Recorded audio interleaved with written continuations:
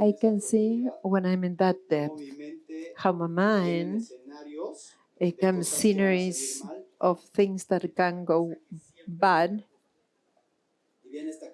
and it comes this thing that always concerns me: my health, the relationships I have, the people I love. I would like you to tell me something to inspire me to be more in the depth and not affecting me anymore, this that I'm thinking that concerns me so much. You know, if you know you do that, you just have to witness. You're trying to push it away, like it's something bad. And it's just called attachment. And you just watch it and just don't give it any energy. And because you're allowing it to affect you. You're allowing it to affect you. Yeah? Don't allow it. Just put love there and don't give it any importance. And go deeper and deeper. It's like you get to this level and then you get entertained in your dramas. And then you just give it love and you go deeper. Because it doesn't matter how much you worry. It doesn't change anything. And that's something you need to remember. I can worry about the future, or I can be here in this moment. And ultimately, all this comes back to that profound fear we have of death. And we have to confront that and find our immortality through the expansion of our consciousness. Similar to Diego's question, but I can see that one of my strong programs, what is all my exigence, my violence, my rigidity gets hooked, is with the image, with the food. Yesterday I had a huge contraction and I feel fat. Ridiculous things, no, that my head is saying. And it's hard to let go. And it's the part I judge a lot. I feel very silly, ridiculous. And can you talk about how to let go? It's the same thing. But yesterday you were complaining about not having enough food. And now you're complaining, now you're saying I'm fat. And you know you're not fat. So you're clear about that. So you just need to laugh at it. You just need to laugh and look at reality. And most women have that circle. Oh, I'm fat. I have that circle. I'm fat. And look at me. I've got nearly zero body fat. But it's just a program. And I don't give it all my attention. You just need to let it go. You just let it go and you just laugh at it. Because it's something very old. And it's all image-based. And you have to ask yourself, what am I choosing in this moment? To be happy or to be worried about something that doesn't even exist? It's that need to suffer. So just let it go. Just let it go. Good.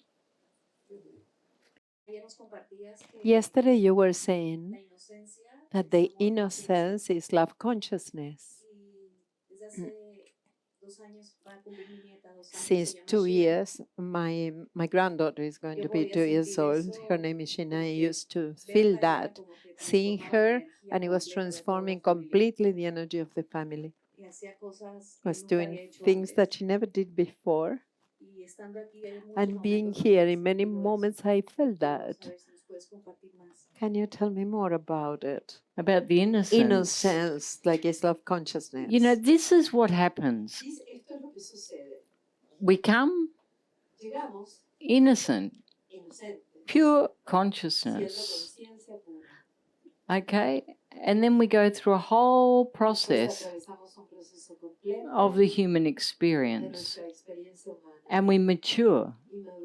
Okay, we have many experiences. And that's part of the human experience.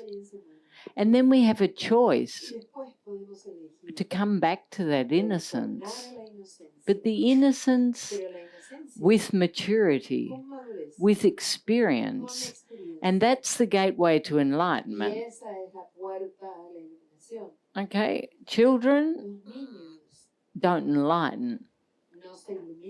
They're not having that duality and then coming back. They're just living in that space. Like an animal.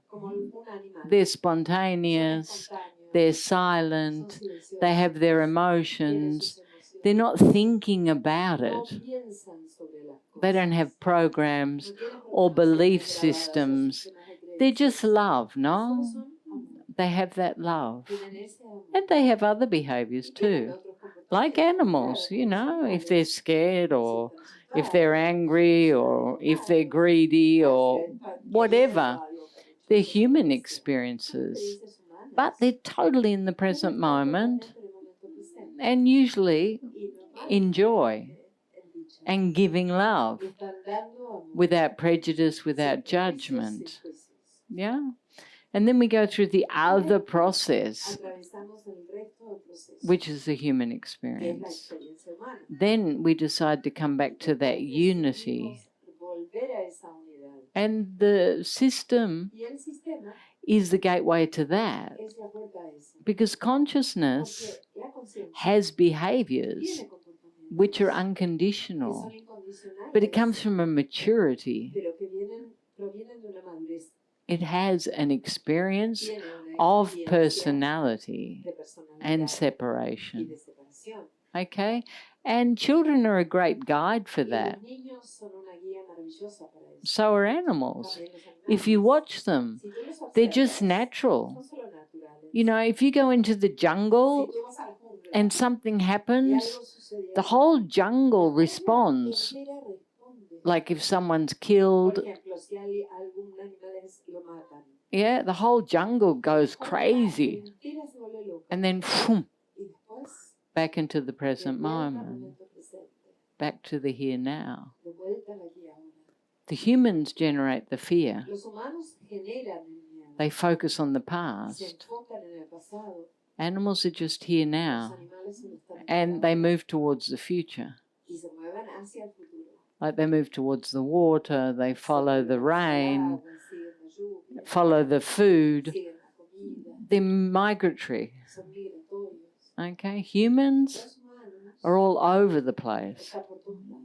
Looking back, looking forward, looking back, worrying about the past, worrying about the future. They're not here now and creating. I mean, to the point that she's worried that she's creating too much. I mean, who does that? You know, you think if a lion kills 3 animals,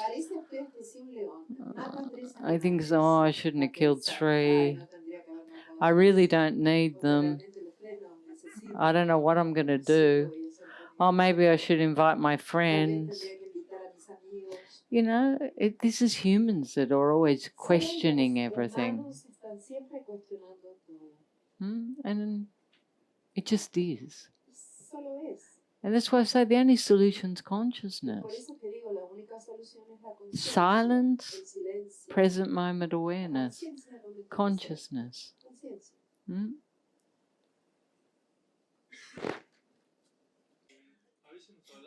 Sometimes you talk about trying to find the people that is not anymore on this reality within us. Can you talk about that? You know, I don't think it's something you do. It's something that happens. It's something that happens. You know, when you let go of that attachment, they come. And you start to recognize them inside. But it's not something you do. It's something that happens naturally. And you'll feel it. And you'll see it. And you'll say something. And you'll think, oh, that's my father. Oh, that's my grandma. Oh, that's me. Oh, I am that. They're within me. Hi. Your book about the cloud, you talk about superiority, insecurity, and the jealousy that we have. Can you talk? You know, about jealousy is such a poison.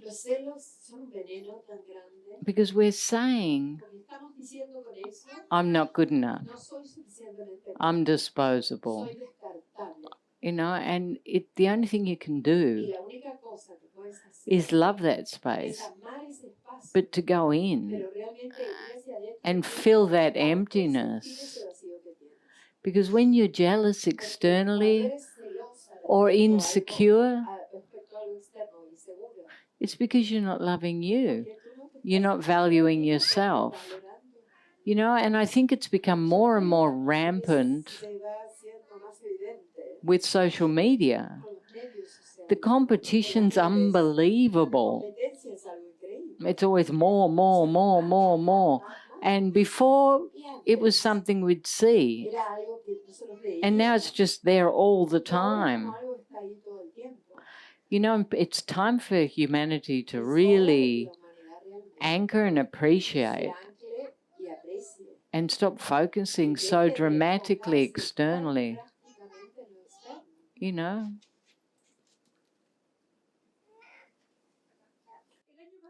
Last year, I heard a lot the song One World. And there is a part that says, to break my heart till it opens. And my mantra last year was that, and I created. Can you talk about that process now, when the heart absolutely breaks? It's more a metaphor, no? Because so often we're so closed and we're not open to receive love because we've got so much protection. But at some point, we have to let go of that protection and be open to break our hearts. But to break it open. And it's a metaphor. Break my heart until it opens. It's nice, no? It's like you've got a hammer, no? And you're bam, bam, bam, and then boom, it opens. But we use facets. Yeah. Good. Well, it looks like you did it.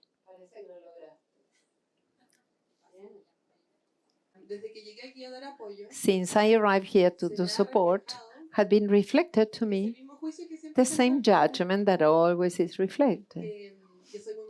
That I'm very bossy, I like things in my own way. And you always told me that I have to read my audience. You told me that many times. But in Chile happens also. I'm very present what you say, but I create exactly the same kind of attention. And lately was so much that I just quit the school I was in. It's like always that present. And I try to read my audience, to be present, but arrives a moment I don't know how to get rid of this judgment with myself, maybe. That people will be like this with me. You know, you need to be more internal. You know, you're very effervescent. You remind me of Ali. You're like twins. I always say she's like a puppy.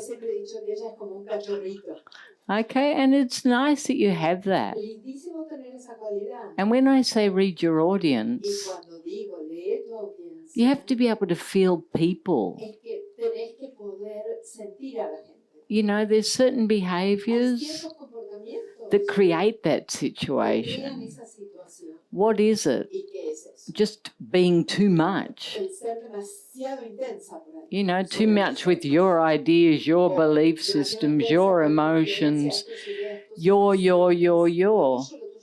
And yes, the world responds like that. But because you're attached. And when you see that, you just have to anchor more in you. Like, what am I trying to prove externally? What am I trying to receive? Love, you have to give it to yourself. You know, it's just an immature place. And it's going to happen. It might happen all your life because you're big. You know, you've got big ideas and big emotions, and that's great. People will either love you or hate you. Okay, and you have to live with that. You have to be happy with you. You have to love you. You know, Annie's a bit like that too. But now that she's awake, she's more like this. But she's like that too. People either love her or hate her. It's like that. I don't have that problem.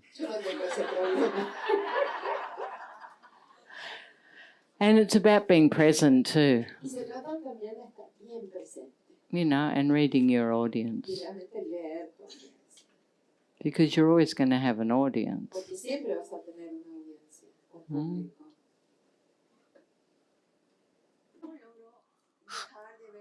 How can I stop seeing as a victim some of my loved ones? How can I change that? Because I understand the love is not from there. She feels like a victim to them.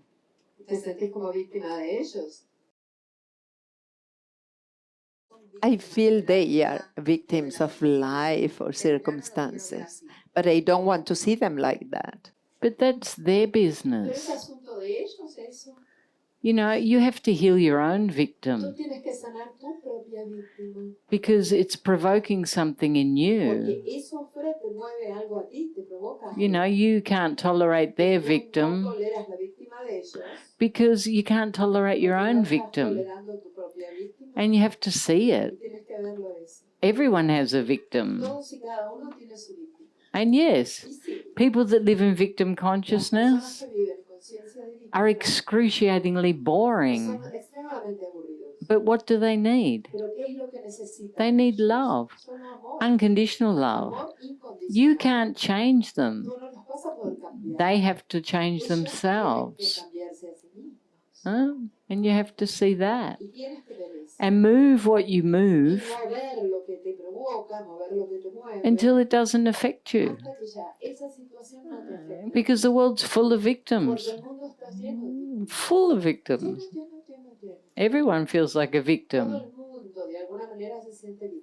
Victim to the parents, victim to the boss, victim to the society, victim to their race, their religion, their color, their preferences. I feel like a victim. You know? But there's always exceptions that go beyond that, no? Why? Because they choose not to be victims.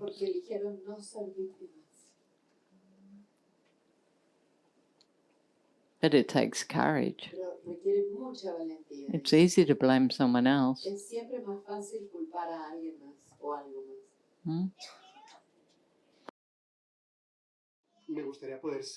I could like to be with Sophie a loving father and not an attached father. I could like to celebrate her innocence and to live with her that innocence maximum as possible without giving her my prejudices and my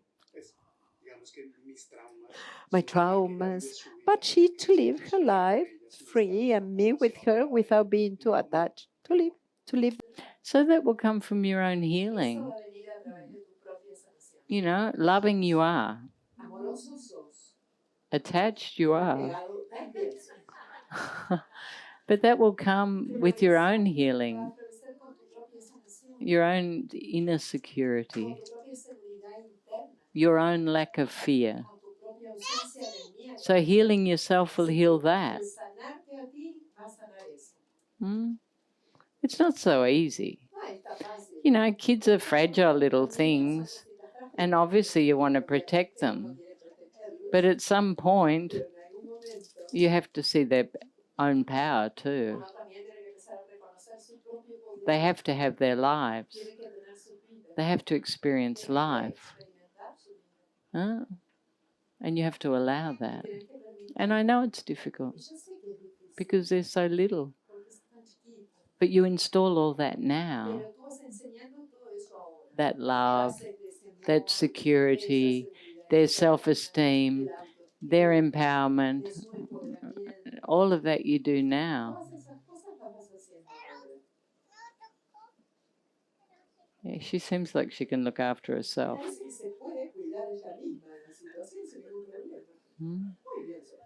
Yeah, you tell her, not so brute, Betsy. Amoroso, Betsy.